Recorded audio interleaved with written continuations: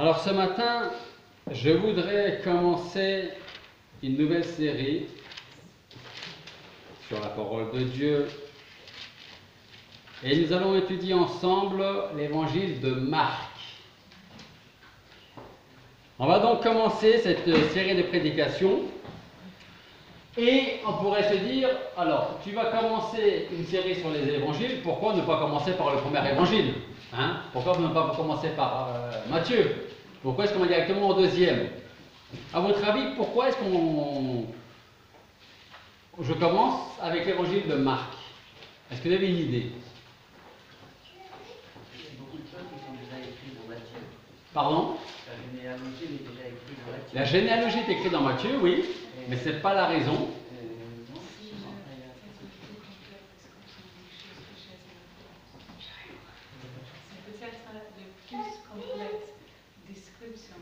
D'accord, alors, c'est peut-être, je rementionne pour ceux qui nous écoutent, peut-être que c'est dans l'évangile de Marc où il y a plus d'événements et de choses que le Christ a dites ou a faites. C'est pas la première raison non plus. Je crois que Marc, c'est l'évangile qui montre Jésus homme. Ok. L'humanité de Jésus. C'est vrai, mais c'est pas non plus la première raison. Mais, par contre, c'est vrai, mais c'est pas la première raison. La raison est toute simple, hein. C'est tout simplement que Marc a été le premier évangile écrit. Et Matthieu et Luc se sont inspirés de Marc pour écrire leur évangile. Donc, en fait, Marc est donc le premier évangile écrit entre, on n'a pas forcément une date exacte, au mois et à la journée près, mais entre 40 et 65 après Jésus-Christ. C'est Marc lui-même qui est l'auteur de son évangile. Et donc ensuite, Matthieu et Luc se sont inspirés de Marc pour écrire leur, alors c'est leur entre guillemets, parce que c'est pas leur évangile en disant tiens moi je pense que je vais plutôt faire ça. Non, que ce soit les évangiles, les épîtres, toute la parole de Dieu a été inspirée par Dieu et Dieu a utilisé des hommes en disant voilà ce que tu vas écrire. Que ce soit Marc, Matthieu, Luc ou Jean, ou les évangiles, ou les épîtres, ou les autres livres de la Bible. Donc, c'est pour ça, vous allez voir que quasiment tout ce qu'il y a en Matthieu et en Luc se trouve en Marc. Mais il y a des choses en Marc qui ne se trouvent pas en Matthieu et Luc. D'où l'intérêt d'étudier l'évangile de Marc. Est-ce que vous savez quel a été l'autre nom de Marc? Il est connu sous un autre nom. Je sais qu'est-ce que c'était écrit ici. Alors c'est quoi? Jean-Marc. Jean-Marc. Ok. Elle est privilégiée, elle a mon sermon en anglais. Donc, voilà. L'autre nom de Marc, c'est Jean-Marc. Et peut-être que Pat va nous dire dans quel évangile, dans quel livre on peut trouver l'histoire de Jean-Marc. Dans le livre des Actes. Alors on va aller en Actes. Actes chapitre 12. Et nous allons voir le verset 12 et le verset 25. C'est là que nous retrouvons pour la première fois Marc ou Jean-Marc.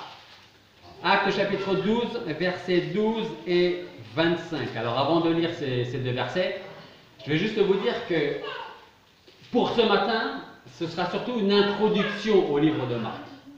On va voir les 8 premiers versets ensuite ensemble.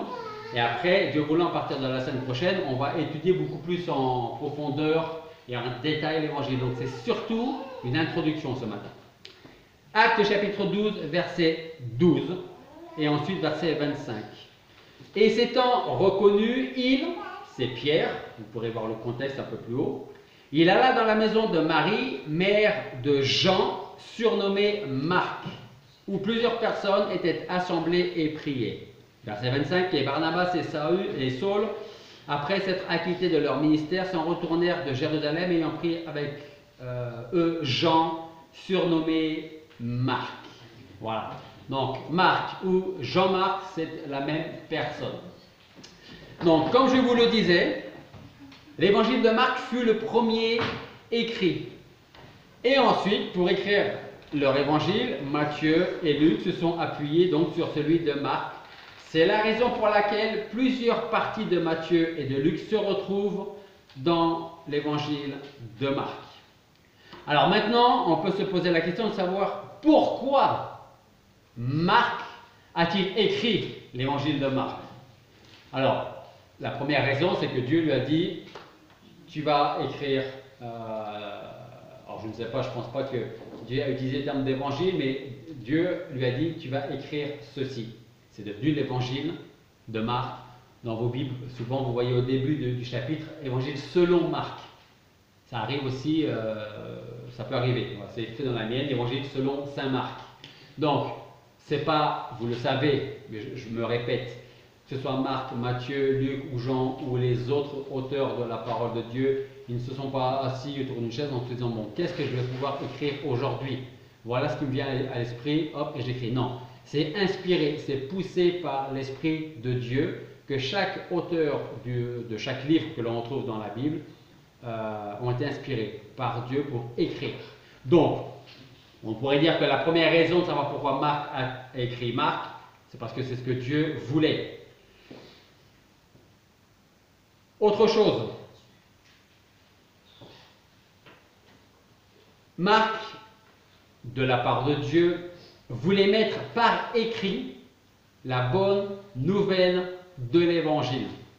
Donc j'ai envie de dire que la première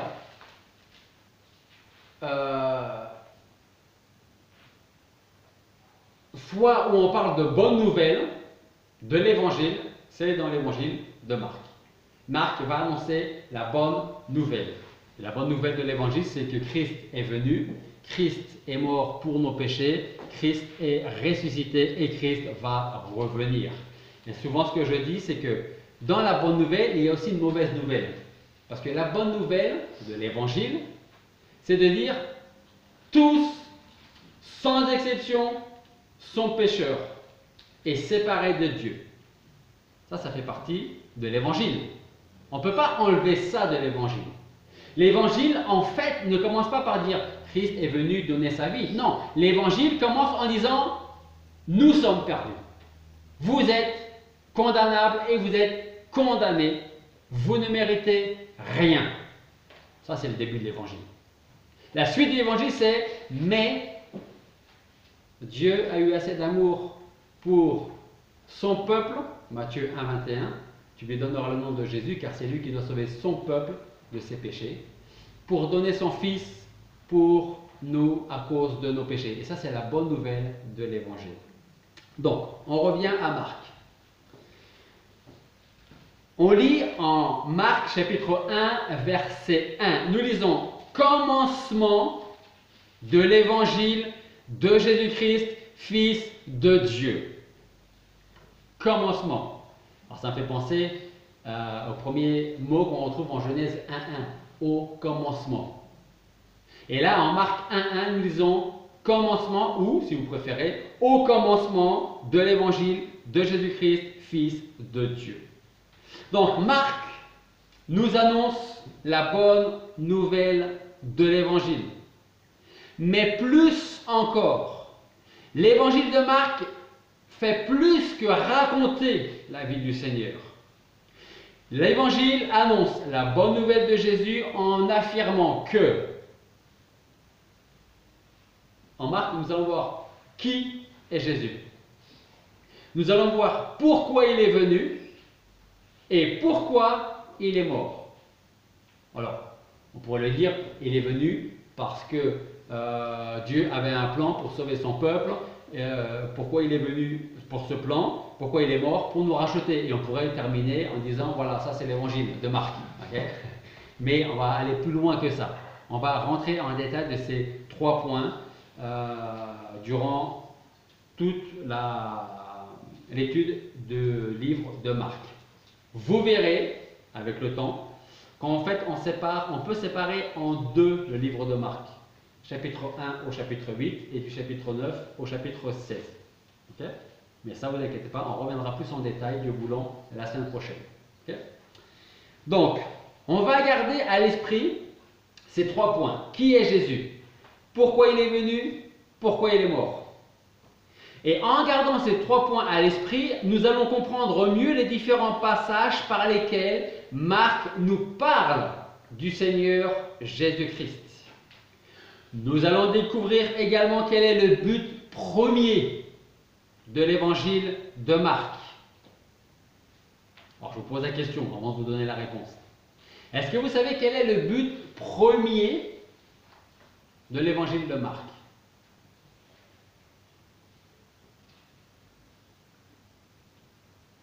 C'est là que vous êtes en train de vous dire, j'aurais dû relire Marc. Alors, je vais vous donner la réponse. Le but premier de l'évangile de Marc, c'est de nous amener à la repentance et à la foi en Jésus-Christ. Ça, c'est le but premier. Nous amener à la repentance et à la foi en Jésus-Christ. Et ça, on le voit dans Marc chapitre 1, verset 15. Dieu voulant, ce sera la semaine prochaine, mais je vais vous lire le verset quand même, Marc 1, 15, où nous lisons « Le temps est accompli et le royaume de Dieu approche. Repentez-vous et croyez à l'évangile. » Voilà, j'ai presque envie de dire le verset clé, le verset principal de tout l'évangile de Marc. Nous amener à la repentance et à la foi en Jésus-Christ.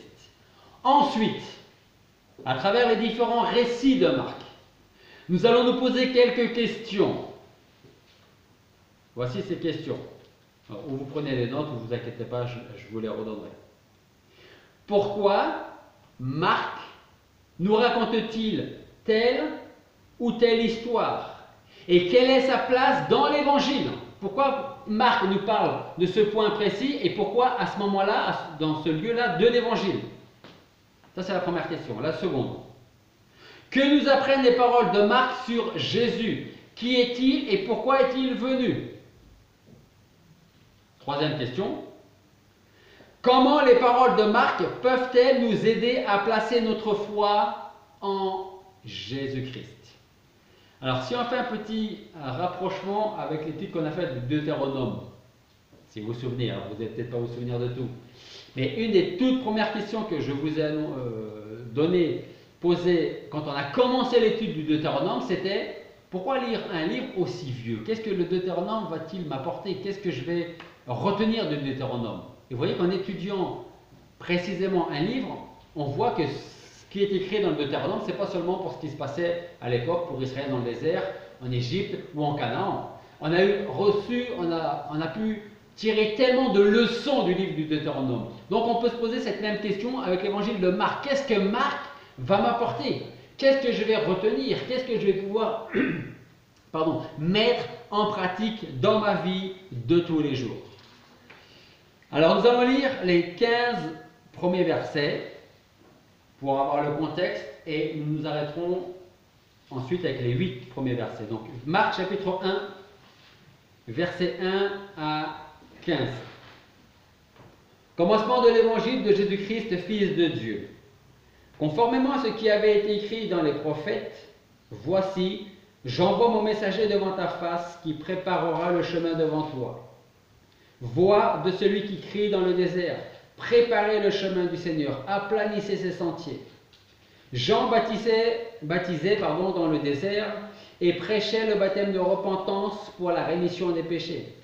Et toute la Judée et les habitants de Jérusalem allaient à lui, et ils étaient tous baptisés par lui dans le fleuve du Jourdain en confessant leurs péchés. Jean était vêtu de poils de chameau, il avait une ceinture de cuir autour de ses reins, et il se nourrissait de sauterelles et de miel sauvage. Et il prêchait en disant, il en vient un après moi qui est plus puissant que moi, et dont je ne suis pas digne, en me baissant, de délier les courroies des souliers. Pour moi, je vous ai baptisé d'eau, mais lui vous baptisera du Saint-Esprit. Il arrivera en ce temps-là que Jésus vint de Nazareth de Galilée, et il fut baptisé par Jean dans le Jourdain. Et aussitôt, comme il sortait de l'eau, il vit les cieux s'ouvrir et le Saint-Esprit descendre sur lui comme une colombe. Et une voix vint des cieux qui dit, tu es mon Fils bien-aimé en qui j'ai pris plaisir. Et aussitôt, l'Esprit poussa Jésus au désert. Et il fut là au désert 40 jours, étant tenté par Satan, Il était avec les bêtes sauvages et les anges le servaient. Or, après que Jean eut été mis en prison, Jésus s'en alla en Galilée prêchant l'évangile du royaume de Dieu en disant: Le temps est accompli, le royaume de Dieu est proche. Repentez-vous et croyez à l'évangile. Alors ce matin, nous allons prendre le temps d'examiner durant quelques minutes les 8 premiers versets. Et Dieu voulant, on fera la suite la semaine prochaine. On a vu le premier verset, commencement, au commencement de l'évangile de Jésus-Christ, Fils de Dieu. Une autre chose importante que nous devons retenir ici, c'est l'importance du verset 2. Conformément à ce qui avait été écrit dans les prophètes, voici, j'envoie mon messager devant ta face qui préparera le chemin devant toi. Marc, en fait, ici, rapporte les paroles d'Ésaïe au chapitre 40, verset 3, qui nous dit: Une voix crie, préparez dans le désert le chemin de l'Éternel, aplanissez dans la solitude une route pour notre Dieu. Le livre d'Ésaïe a été écrit 7 siècles avant ces paroles prophétiques. Si Jésus-Christ est venu, voilà maintenant un peu plus de 2000 ans, c'est parce que Dieu lui-même l'avait promis. Et une chose est fabuleuse, c'est que quand Dieu fait une promesse, Dieu tient toujours ses promesses. Il est fidèle. À nous, selon les promesses, d'être patients. Il a promis de revenir, le Seigneur, à nous d'être patients et de l'attendre. La venue de Jésus-Christ est le cœur même de l'évangile, que ce soit Matthieu, Marc, Luc ou Jean, c'est le cœur même de l'évangile. La venue de Jésus-Christ. C'est la bonne nouvelle de sa venue, de sa mort et de sa résurrection. Et comme on l'a vu dans le verset 1, nous lisons donc commencement de l'évangile de Jésus-Christ, Fils de Dieu. Alors c'est important là, le nom Jésus-Christ. Commencement de l'évangile de Jésus-Christ. Pourquoi pas simplement commencement de l'évangile de Jésus? C'est une question qu'on peut se poser aussi. En fait, le mot Christ, dans le passage, n'est pas seulement un autre nom de Jésus. C'est plus que ça. Il signifie que Dieu a choisi lui-même son propre Fils pour apporter le salut aux pécheurs. En fait, Christ, on pourrait traduire par Messie, envoyé de Dieu. Oint, choisi et envoyé de la part de Dieu. Il est envoyé de la part de Dieu parce qu'il est le Seigneur et le Sauveur de tous ceux qui se tournent vers lui pour recevoir son salut. Au verset 7, nous lisons, il prêchait en disant: Il en vient un après moi, c'est Jean là qui parle, Jean-Baptiste, qui est plus puissant que moi et dont je ne suis pas digne même en me baissant de délier la courroie des souliers. En fait, Jean là est en train de dire: ne me prenez pas pour celui qu'on attend. Moi je ne fais que préparer le chemin, la route. En quelque sorte, c'est comme si il ouvrait les portes. C'est comme si Jean disait: voilà ce que je vous annonce, écoutez ce que je vous dis, repentez-vous car le royaume de Dieu approche. Et il dit: moi je ne suis pas celui qu'on attend, je ne suis pas le Messie, je ne suis pas le Sauveur. Mais celui qui doit venir, je ne suis même pas digne de me baisser à ses pieds pour délier la courroie de ses souliers. Donc c'est remarquer l'importance que Jean-Baptiste met dans la personne de Jésus-Christ. Nous, parfois, quand on parle avec le Seigneur, alors c'est vrai qu'il y a un mélange qui se fait dans le sens où Jésus est, en principe, notre meilleur ami, notre confident, notre meilleur confident. notre appui, notre secours, mais aussi le roi des rois, le Seigneur des seigneurs, il est Dieu. Il y a ce chant que peut-être les jeunes ou les anciens jeunes comme moi, que vous connaissez, avoir Dieu pour ami. Qui c'est qui connaît ce chant? Avoir Dieu pour ami, marcher main dans la main, c'est dans le J'aime l'Éternel, tu connais? Hein? Avoir Dieu pour ami, marcher main dans la main.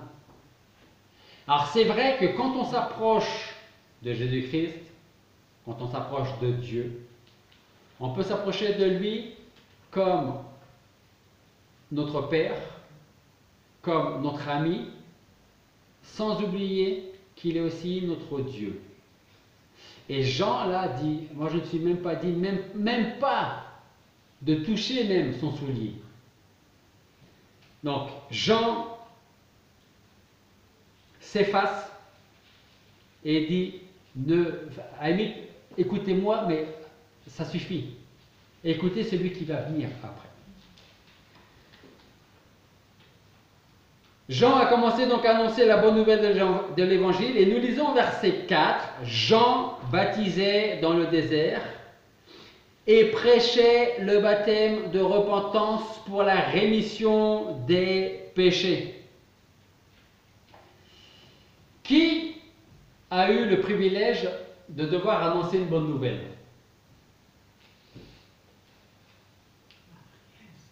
Ça vous est déjà arrivé d'annoncer une bonne nouvelle? Vous êtes dans quel état quand vous avez une bonne nouvelle à annoncer? Pressé ou stressé? Non, pressé. Ça peut être stressé aussi, pressé de l'annoncer et stressé de ne pas pouvoir l'annoncer tout de suite parce qu'on a envie de l'annoncer. En principe, quand on est annonciateur d'une bonne nouvelle, on a envie de pouvoir le faire rapidement et de l'annoncer, selon la bonne nouvelle, au plus de personnes possible. L'évangile est aussi une bonne nouvelle. Alors avons-nous le même zèle d'annoncer l'évangile que ce même zèle d'annoncer la naissance d'un enfant, d'annoncer une bonne nouvelle? Est-ce qu'on a le même zèle pour l'annonce de l'évangile ou l'annonce d'une autre bonne nouvelle, nous concernant par exemple? Ça, c'est une question à laquelle il faudra personnellement chacun répondre à cette question. Dieu avait confié à Jean l'annonce de la bonne nouvelle aux hommes et c'est exactement ce qu'il a fait. Et ça veut dire quoi? Ça veut dire que c'est exactement ce que nous devons nous aussi faire aujourd'hui, c'est-à-dire annoncer Jésus-Christ. Et savez-vous pourquoi il est important de le faire?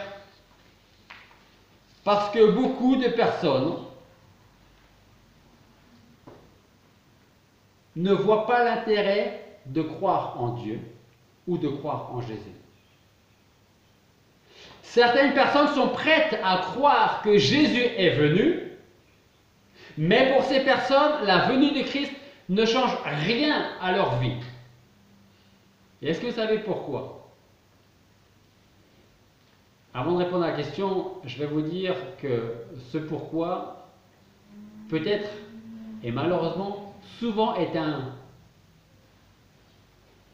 problème, un danger dans l'Église. Certaines personnes sont prêtes à croire que Jésus est venu, mais pour certaines de ces personnes, cela ne change rien à leur vie. Pourquoi? Parce que pour beaucoup, croire en lui, ce n'est pas forcément se repentir. On peut croire en Jésus, mais pas se repentir. Les démons croient en Jésus. Ce n'est pas pour ça qu'ils sont repentants. Vous demandez à votre voisin s'il croit en Jésus ou en Dieu, il y a de fortes chances qu'il vous dise oui. Est-ce que cette personne, votre voisin, votre voisine, votre collègue de travail, va en même temps dire oui, je crois en lui et je me suis repenti? Pas forcément. Hein.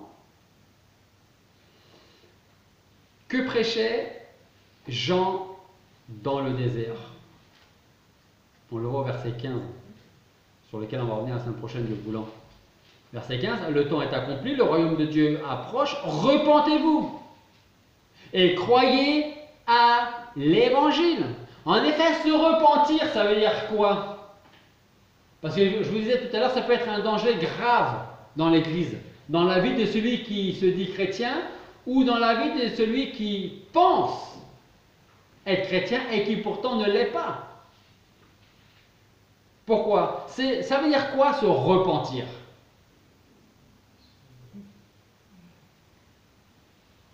Reconnaître, dans un sens, on va dire, profane, c'est reconnaître qu'il a commis une erreur et essayer de se corriger.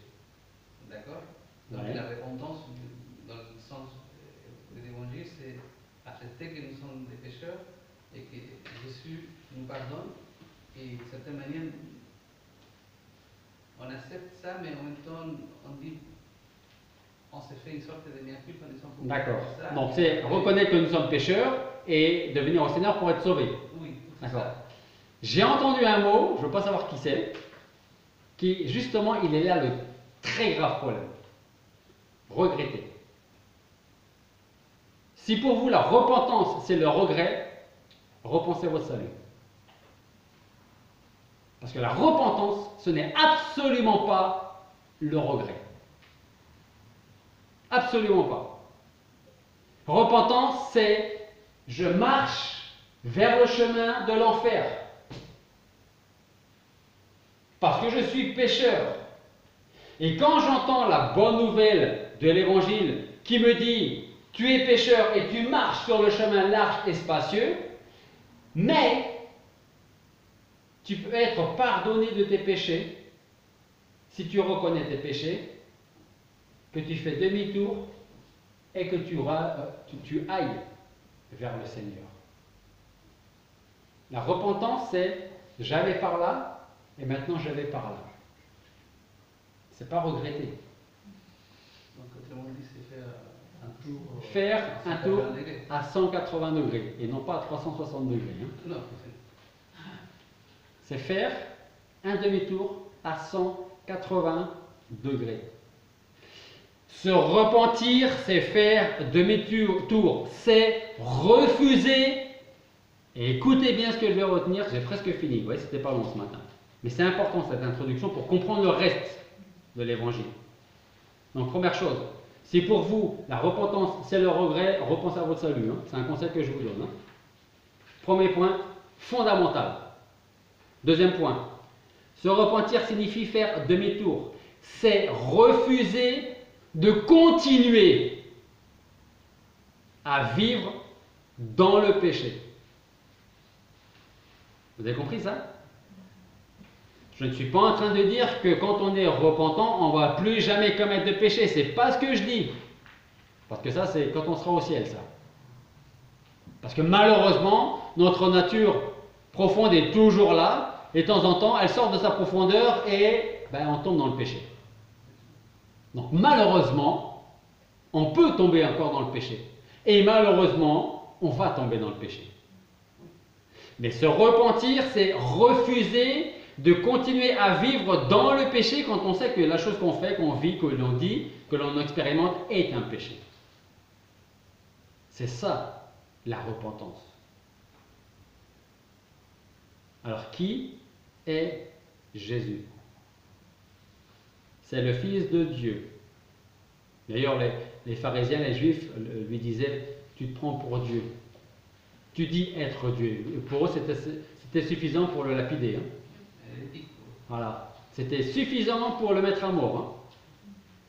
Qui est Jésus? C'est le Fils de Dieu. C'est Dieu lui-même. Il est le Seigneur et le Sauveur. C'est le Roi des rois. C'est celui qui quitta son trône pour venir naître ici-bas il y a un peu plus de 2000 ans. Pourquoi est-il venu? Pour donner sa vie sur la croix et laver le pécheur repentant de ses péchés. C'est pas regretter ses péchés. C'est je vivais dans le péché, je marchais vers ma perdition et maintenant je marche vers la maison, vers le royaume de Dieu. Alors est-ce que nous pouvons rester indifférents à cette grande nouvelle de l'Évangile? Pouvons-nous continuer à vivre sans tenir compte des avertissements du Seigneur. Il y a toujours cette phrase qui me revient, que j'ai lue sur les murs en Espagne. Si vous croyez que Dieu existe, ne vivez pas comme s'il n'existait pas. Ah, ça ne peut pas être plus clair. Hein? Si vous croyez que Dieu existe, ne vivez pas comme s'il n'existait pas. L'évangile de Marc va nous aider donc à répondre à ces différentes questions, même si on a commencé à y répondre. Et j'espère que les paroles du Seigneur que nous allons lire dans cet évangile impacteront, comme je l'espère Deutéronome l'a fait, impacteront notre façon de vivre, de parler, de penser, d'agir, autrement dit, notre vie tout entière. L'évangile, c'est la bonne nouvelle de Jésus-Christ. Prions. Père Céleste, nous voulons te remercier parce que ce matin, tu nous permets de survoler, de faire une introduction sur ce premier évangile qui a été écrit. C'est toi qui as, par ton esprit, conduit Marc à l'écrire. Et nous voulons te remercier parce que tu vas nous donner la possibilité d'étudier ta parole, d'étudier cet évangile et revenir sur tes paroles, revenir sur l'évangile et rien d'autre. Aide-nous à te voir nous parler à travers l'évangile de Marc. Aide-nous à retenir tes paroles, tes avertissements, tes exhortations. Aide-nous à mettre en pratique ce que nous allons lire et étudier, afin de vivre conformément à ce que tu attends de nous. Pardonne-nous de nos péchés. Pardonne-nous pour ces fois où nous avons cherché à marcher par nous-mêmes, à suivre notre propre voie, notre propre justice. Seigneur, nous voulons vraiment te remettre nos vies entre tes mains, afin d'être tes fidèles serviteurs.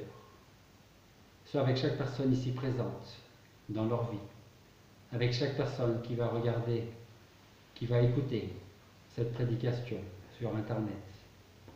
Et je te prie qu'à travers ces moments, tu parles dans la vie de tous ceux qui vont entendre ta parole. Et c'est en ton nom que nous te prions.